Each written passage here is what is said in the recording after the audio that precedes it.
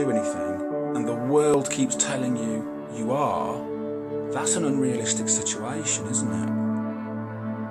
That's as unrealistic as a one-legged man being told to get out of bed and run down the hall. It's unrealistic. If you buy it, and we do, if you buy it that they're right, you have entered the mezzanine level between reality and narcissistic malign fantasy, where you are lying to yourself and you have become unrealistic.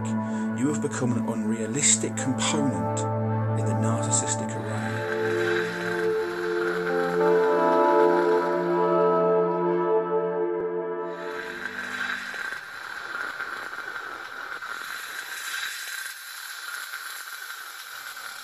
I've been out of action for a while because I've been extremely poorly, and that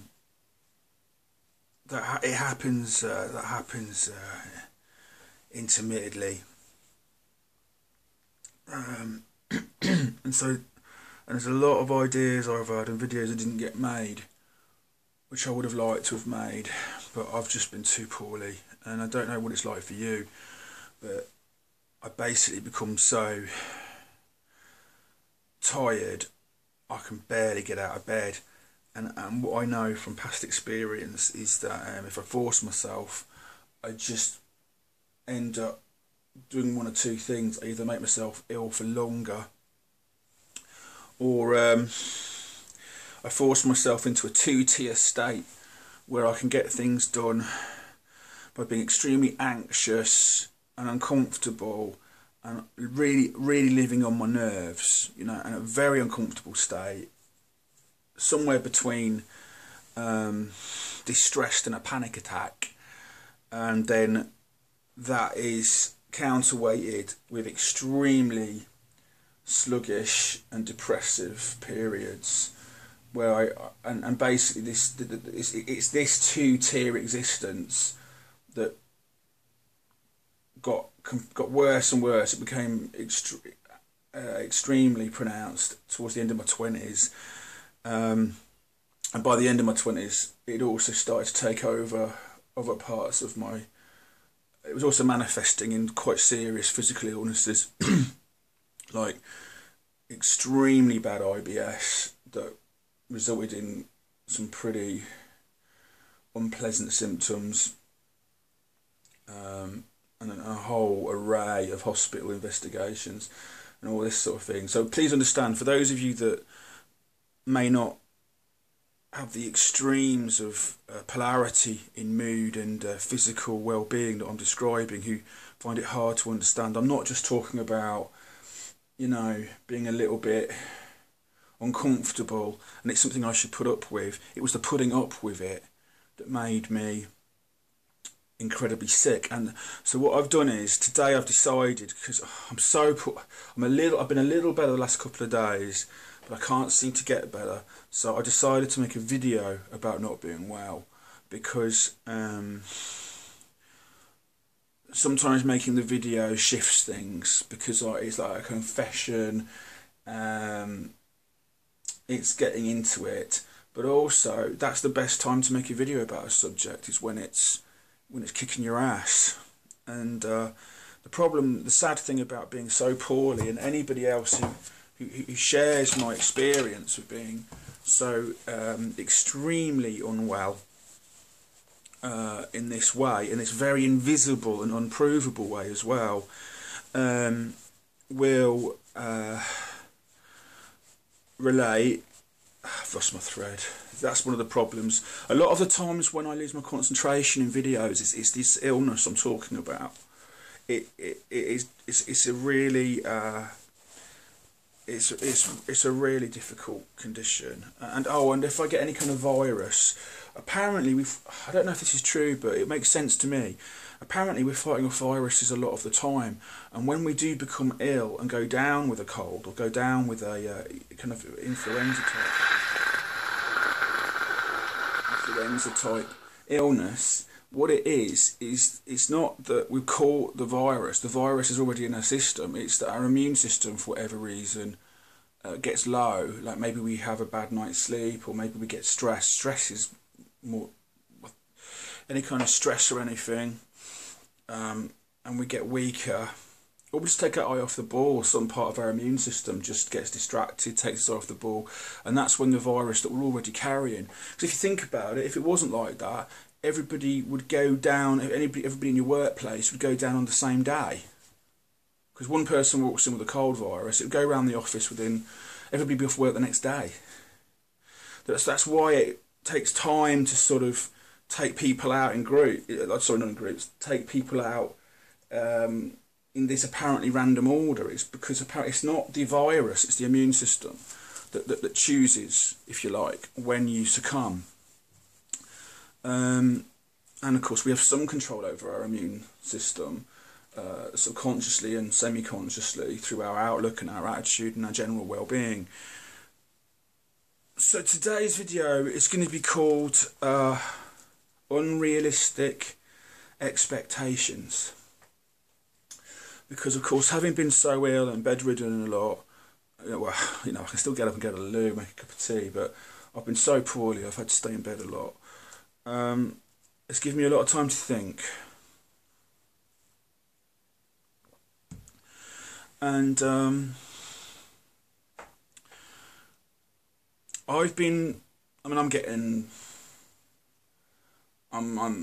mining my way into middle age now.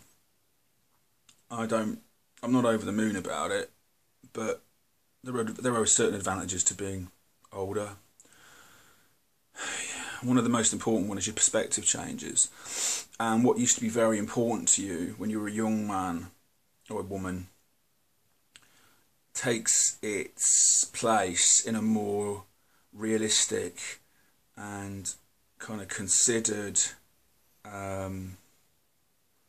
hierarchy. And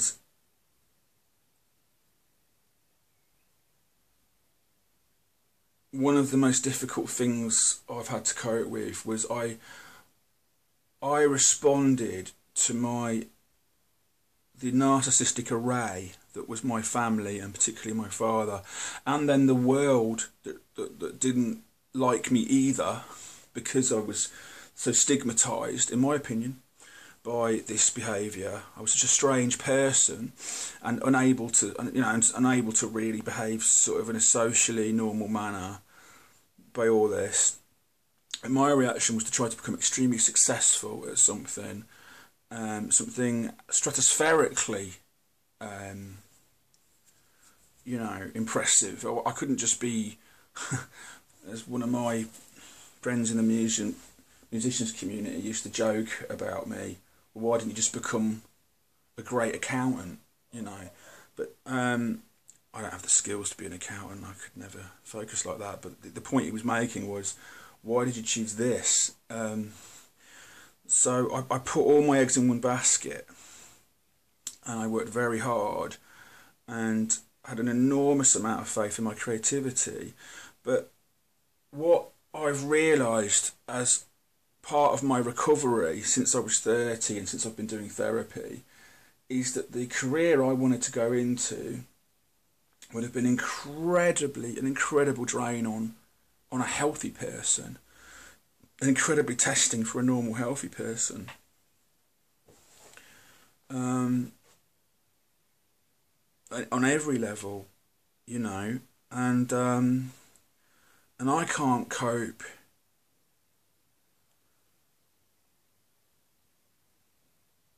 I can't even function properly as an unemployed sick person. I'm so ill, I'm not even able to cope with the demands of being registered for Social Security. I can't cope with the tribunals and the forms. At the moment, I'm coasting along on reserves I've got. I can't face it. I used to make myself do all these things, and it was the making myself that caused so many problems. Hang on a minute. So, and a really important part of my recovery has been coming to try and accept that no matter how talented I thought I was, no matter how much drive I thought I had, and no matter how special I thought I was, in my desperate attempt to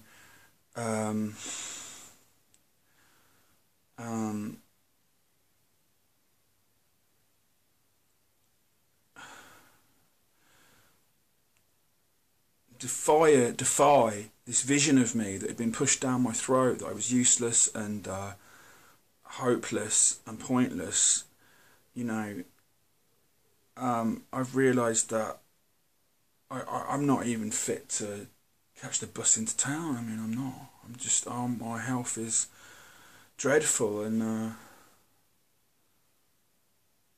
it's absolutely catastrophically bad.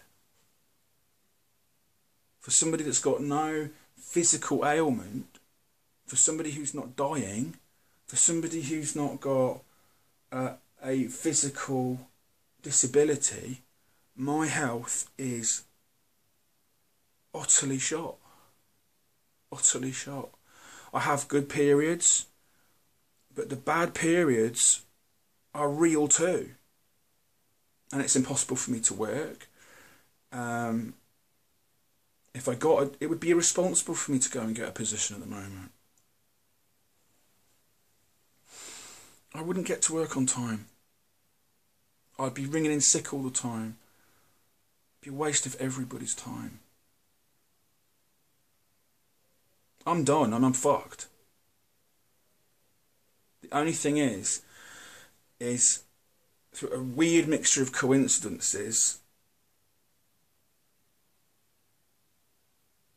I've got some reserves of money that are keeping me going at the moment, and my hope is that if I press forward with my recovery, I will finally get there and get better. I do seem to be getting better, having longer periods of good health and shorter periods of ill health.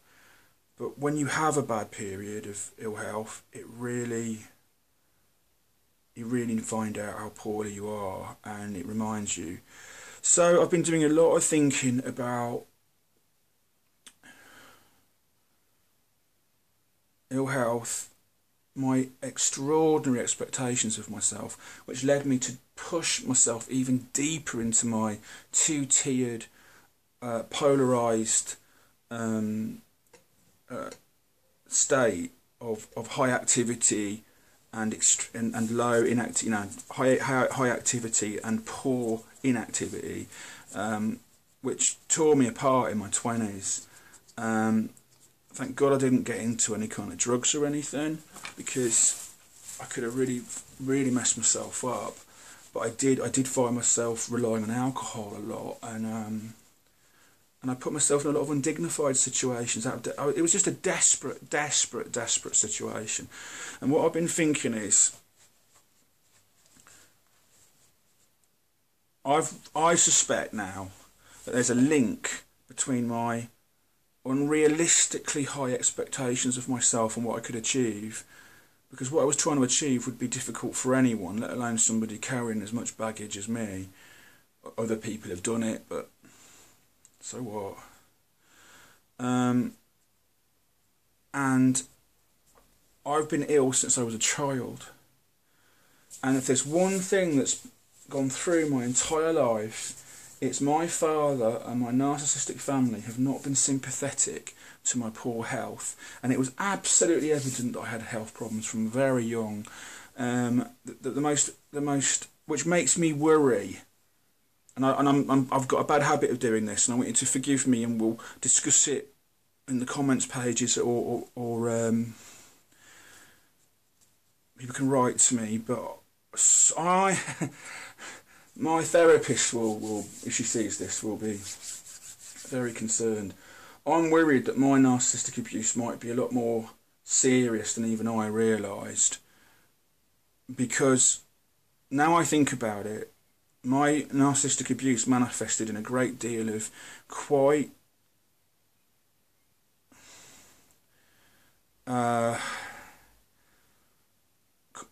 quite unavoidable physical symptoms, and the main one was a respiratory problem I had. I had asthma from birth, or no, wait a minute, I can't remember. But basically from a very, very young age. Yeah, that could be a critical issue, whether it's from birth or not, from what I'm going to say next. When I was trying to make myself better with the help of a partner I had at the time, about 30, we went to see a kind of an alternative approach professional who had written a book on the study of chronic fatigue and stuff like that. And she was interested in and was part of the movement that believes that physical conditions and the parts of the body that fail, there's a bit like with reflexology and stuff like that, you can tell, you know, the parts of the body that are not behaving as well as they should can be linked back to psychological areas. So apparently the psyche manifests itself in the function or or compromised function of various parts of the body. For example, Richard Grannon said that eczema, which I also have come to suffer from since looking after my mum, is an expression of the psyche's compromised boundaries, because the skin is the layer between the fragile innards and the outside world. So when the skin begins to suffer, the psyche is expressing anxiety about boundaries, because the most important boundary is suffering. And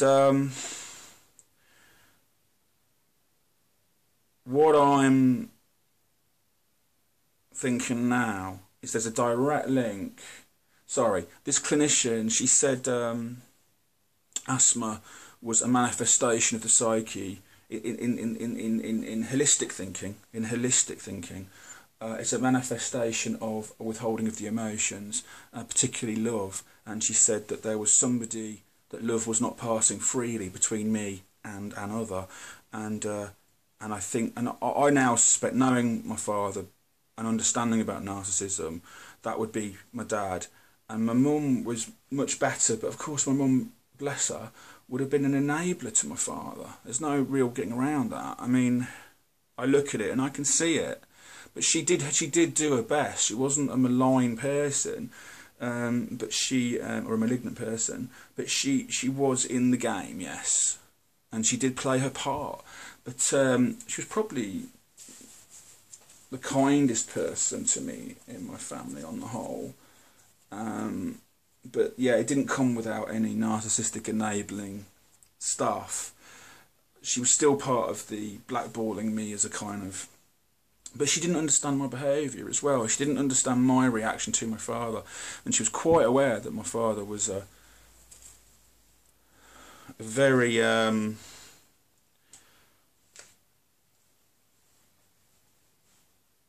difficult person to live with.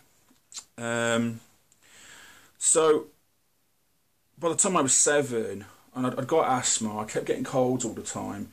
I was on a lot of medication. I now know retrospectively that I developed terrible food intolerances which were firing the asthma. So it's interesting that the asthma wasn't created by any kind of physical thing, because I've attended to that food intolerance issue, and now my asthma is fine as long as I avoid dairy, you know. So my body basically manifested weakness. You know, I was weak. It made me weak. And I think when your body tries to shut you down, it tries to shut you down. Do you remember my video about the symptoms of the chronic symptoms of emotional abuse? And I talk about being shut down. I guess this is my video about being my being shut down by my body, because the body sort of, if you can't win, the body will try to get you out of that situation. and it's a hopeless situation, so the body tries to get you out of it. The psyche, the body, the thing, whatever it is that's going on underneath our conscious existence. And I was in a no-win, ridiculous situation, and I think my body was trying to tell me to stay in bed. I think most people, feeling like I felt by the time I was 7 years old, wouldn't have got out of bed. They wouldn't have gone to school. School where I was bullied horribly. The world was an unpleasant place to me on the whole. The places like Richard Grannon's talked about, to name check him again, as a child you end up receding away from the outside world and into your own imagination, and toys and books and stuff like that become your retreat. Comic books, and also don't forget you have a lot of nervous energy when you're young, so even though you're suffering from fatigue, even though you're suffering from, in my case, dyslexia, even though, you know, all of that, you don't give up the same way you do when you're an adult to your illness. You keep trying to fight through it, which then begins to develop this two-tier relationship with your fatigue, where you have this very nervous, anxious way of coping with your symptoms. And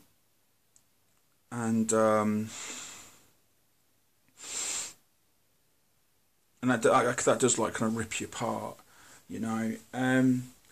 So by the time I remember being 7 years old and it being the summer and there were friends round, and I went upstairs to go to the toilet and I just felt dreadful, and I ended up going and lying on my bed just for a few minutes, and I just remember thinking, I'm too wound up to sleep and I'm too tired to do anything.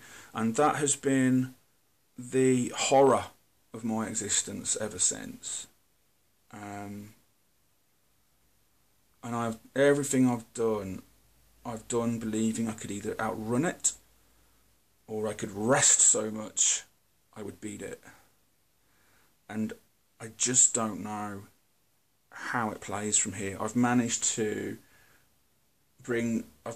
almost completely get rid of the anxiety, which has been the fight of my life. And I'm not just talking about a little bit of discomfort. I mean, I'm talking about near panic attack anxiety, you know, really ferocious anxiety, which was for me a completely normal thing to experience every day, most of the day, when I wasn't lying down. And then when I wasn't doing anything, I felt completely gutted and depressed, hopeless, despairing. Not through my thought processes, but just through a kind of grieving for my condition of feeling completely unable to function. And yeah, and I resent the hell out of my dad and my family for doing this to me. You know, from pretty much from birth, I knew that my dad was pathologically disconnected and unable to parent me. And then on top of that, had high expectations of me, didn't listen when I was ill. I wasn't allowed to be ill, although my mum did sort of balance that a little bit. But when there's nothing, nobody ever listened. Nobody ever took seriously that I was poorly. Everybody judged me by their own standards. And most people are not the victims of pathological narcissists. And imagine now, some of you will relate to what I'm saying intimately. Some of you will have a different array of symptoms from narcissistic abuse. Some of you will have such a different array of symptoms that you can't relate to what I'm saying. You know, but you know what it's like to have symptoms that other people don't understand, and you're prepared to accept what I'm saying. And some people may even have had horrific narcissistic abuse that, in their opinion, and maybe quite rightly, is far worse than mine, and not have the same symptomology and not understand what I'm talking about at all. These are all understandable and realistic responses. They're all legitimate, but ultimately I need, if you're one of the latter, I would say to you, take my testimony as seriously as you would ask me to take yours if the situation were reversed. But I think a lot of people watching this are going to have had symptoms that are in some ways similar to what I'm saying. So to get to the point,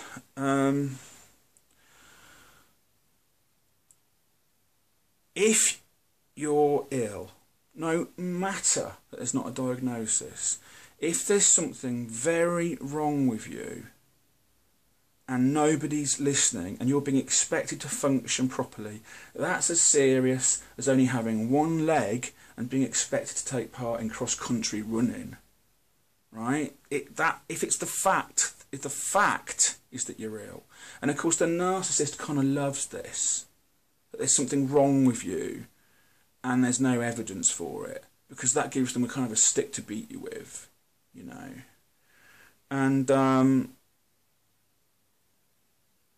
And you are then perpetually in a situation of defensiveness, which is what they want. I mean, that's almost a subject for a video on its own. I've worked that out recently. They want you to perpetually be in a state of defensiveness. They want you perpetually to be coming to them as the plaintiff and them as Judge Judy, even though they're not Judge Judy. They're in the dock on the other side. But that's how they want to play it. While you're weakened, while you're coming to them, while you're needing to be heard, they're ahead, and that's the only time they're really secure. And that's why they keep coming back for you. They keep coming back to us. Like I said in my last video, they keep coming. The last video about the one thing, when I said the one thing, they keep coming back to you because they want to keep you in a position of perpetual defensiveness. And that's why when we go no contact, they try and claw the way back in. Without that colour in their palette, they're not getting their narcissistic fuel. Their picture isn't complete.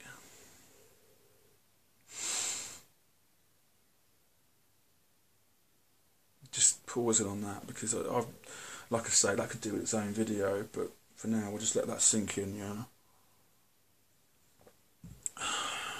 And like, so when you're ill, when the narcissist victim is ill, and who wouldn't be?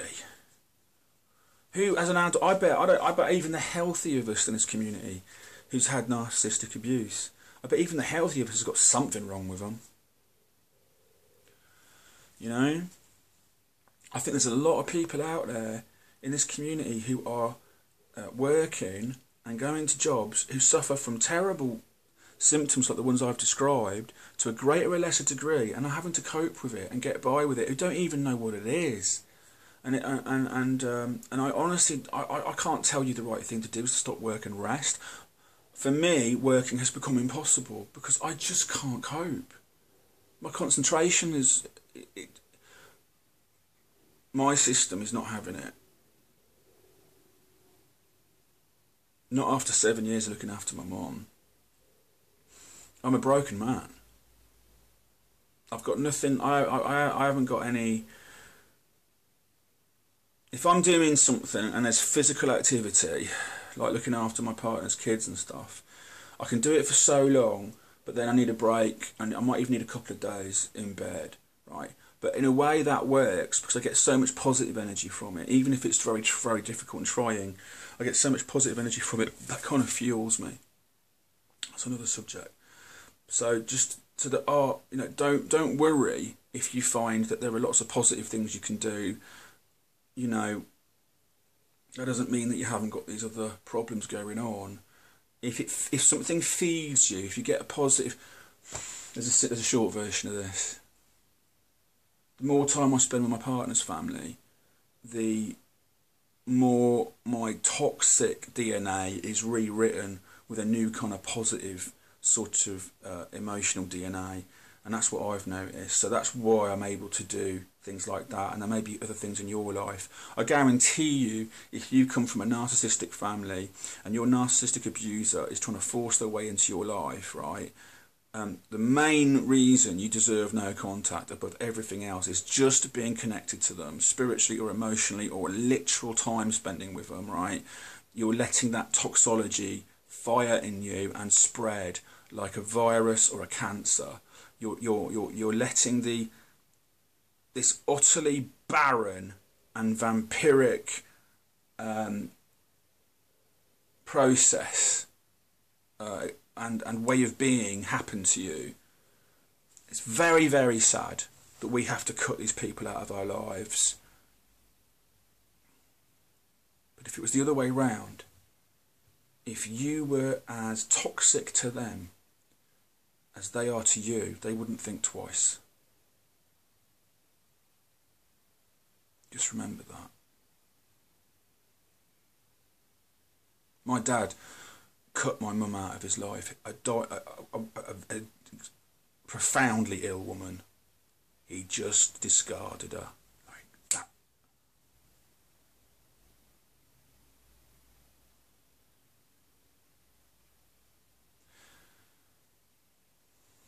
You just remember that the next time you're struggling with no contact.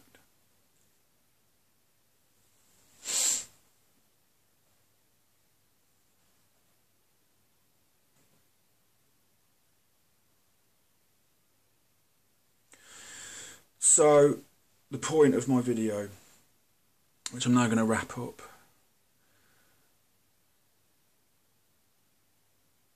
if you're basically disabled, crippled by the psychological harm that's been done to you and it's manifested in physical symptomology, right? That's real. No matter how much they tell you it's not real. If it's real to you, it's real, isn't it? It's real.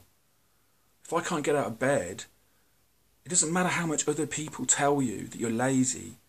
I know it's not that. I'm the least lazy person I know. But I spend a lot more time in bed than a lot of healthy people because I'm very sick. My sense of duty, I don't know. For most of my life, I've not known anybody with the sense of duty I've got. And I've manifestly so, having looked after my mother, compromising. A man that should be in recovery himself, looking after another person. Ridiculous. So if you are not well enough to do anything, and the world keeps telling you you are, that's an unrealistic situation, isn't it? That's as unrealistic as a one-legged man being told to get out of bed and run down the hall. It's unrealistic. And if you buy it, and we do, if you buy it that they're right, you have entered the mezzanine level between reality and narcissistic malign fantasy, where you are lying to yourself and you have become unrealistic. You have become an unrealistic component in the narcissistic array because you're just a child, and you're taking your parents seriously as you're supposed to. And if that unrealistic element takes root, what else are you going to be unrealistic about? Your whole world view is going to be based on a foundation that is not realistic. Your expectations of yourself and what you can achieve and what's really important and how you should see yourself and how other people should see you and what kind of destination you should have for yourself. They're all going to be profoundly affected by this initial foundation stone that is unrealistic.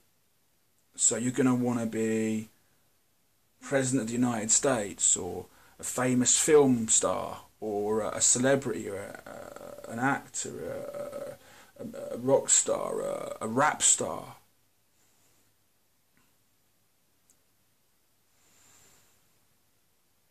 that disconnect between the real, the actual, the what's gonna happen versus what's not gonna happen, and it all comes back to the denial of your emotional experience, your physical experience, your symptomology, all because the narcissist wants you to be in a state of perpetual defensiveness. That's my video today. I'm sorry as ever it took... You know, I come up with the idea and I come up with the title and I think, well, I'll get the whole thing done in 15 minutes, 10 minutes. But as soon as I start talking, I seem to start a plate spinning with my first statement, and I have to sort of start another plate spinning coming off that, and I have to go around fixing them all. That's my point. Unrealistic expectations come back from not being taken seriously when you have health problems manifesting as a child, health problems that manifest, or maybe just emotional ones. You know something's wrong when you're that age and there's basically a sociopath in your family. You know something's wrong and the result is panic. And that panic turns into other stuff. And when nobody listens to you, because you're in a narcissistic array, when nobody listens to you, you become the hysteric of the family. Even though your experience and your observation is correct.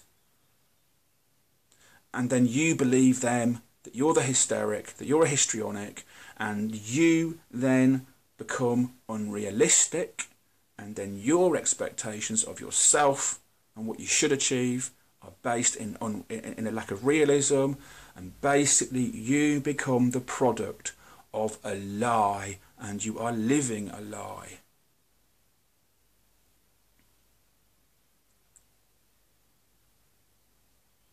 All the situations I've been in that have got out of hand, where I haven't handled things properly, where I've ended up being very angry at the way I was treated and feeling very unfairly treated, they all came about because I was in situations I shouldn't have been in because I wasn't fit to be in them. Not psychologically, not physically, not in terms of my well-being. And that's why you end up in these long and unresolvable arguments and conversations with people, whether it be employers or community leaders, people that are kind of, you know, whatever you get involved in your life, you're always saying to people, but nobody understands why I'm so unhappy, we're always saying to people, but it's not fair. No, it's not.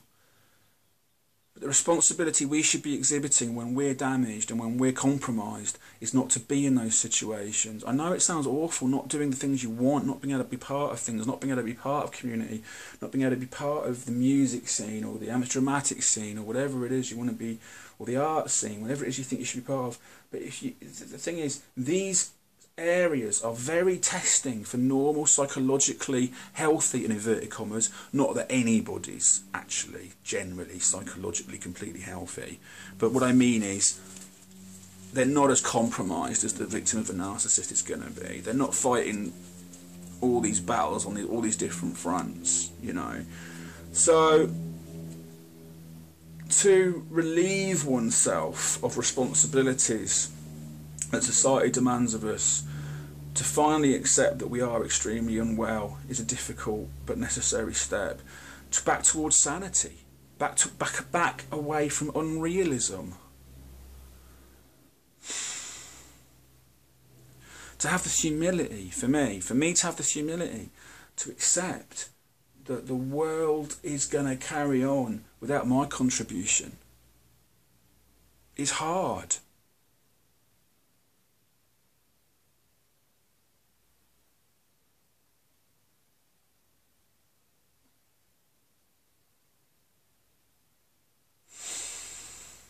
But it's not a lie. And narcissism propagates a lie. And we can't, we've found out we can't change the narcissist. We've got to try and fix the bit we have got some kind of dominion over, and that's this bit, us. And we may not fix it all. We've got to do the best we can. Because the alternative is to live in this unrealistic, hyperventilating kind of fake, rhetorical universe.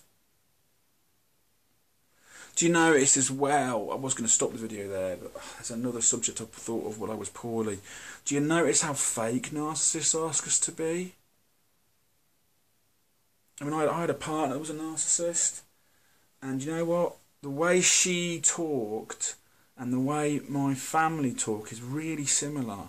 And I thought it was a legitimate way to talk, and it is such bullshit. And it's this way of going,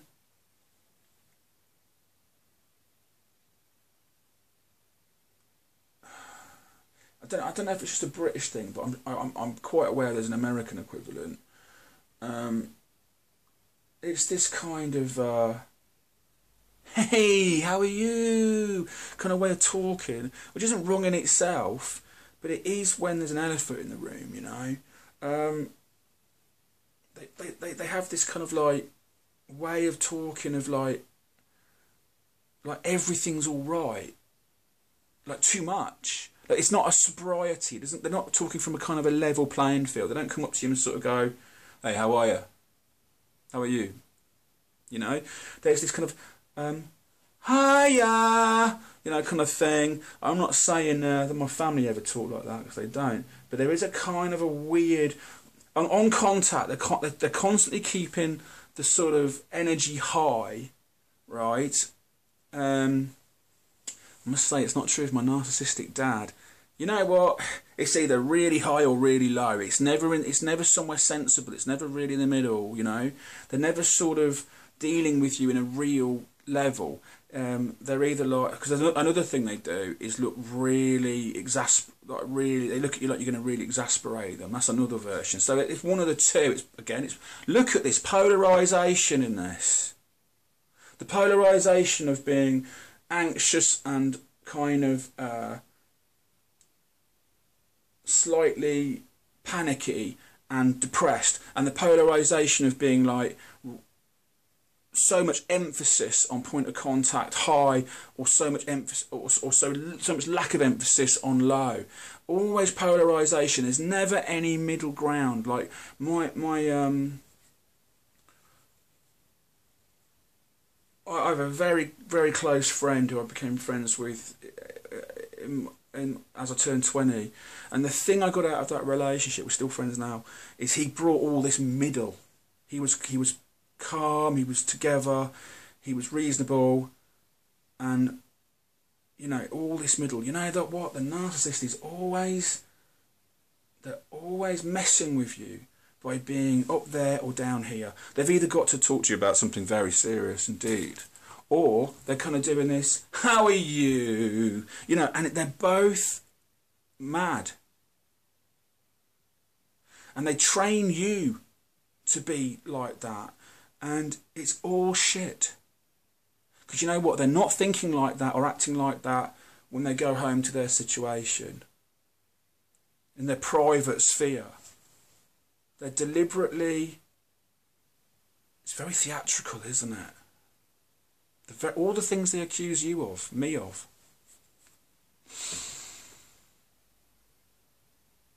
They're not being real. And being real is something they're not going to do with you. That's really important. Being real is for the people. They're not going to. They're not. You don't get that. You don't get that. They're reserving that for other people. And that's why you get this kind of. It's not love bombing. It's this. It's like this ex I had.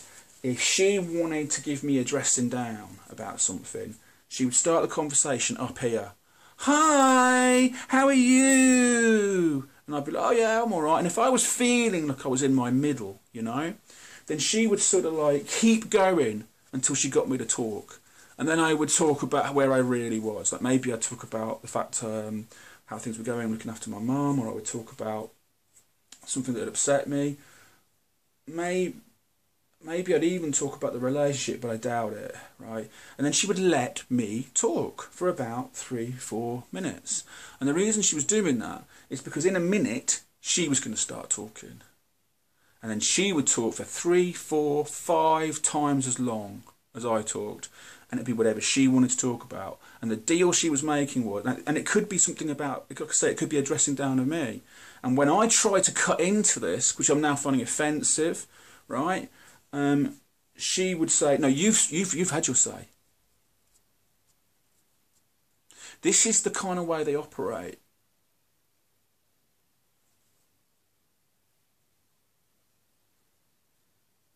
And any attempt by you to re-establish a middle ground or a sober kind of signal platform is that they've mitigated against it.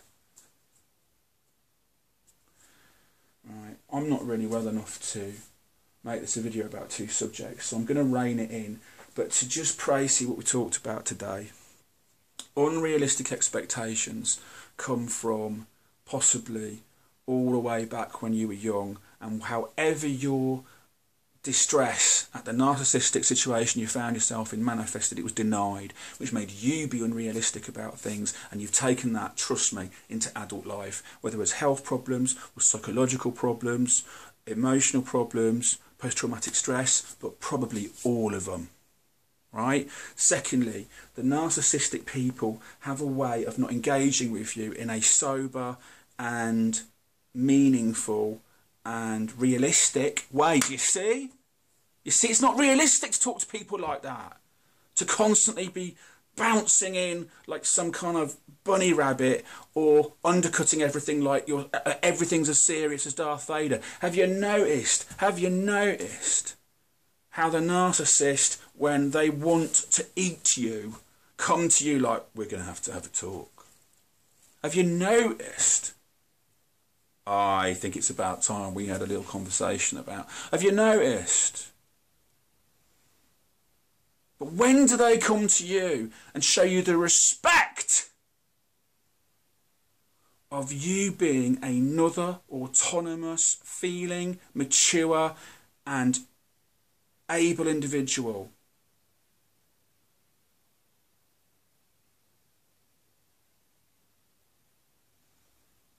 That's not on the menu. That's the point. It's never on the menu. It will never be on the menu. You will never be that. That's what they're after. Because God knows, if you got hold of that, they think God help them. That's what they think. You have got to be. They want your balls.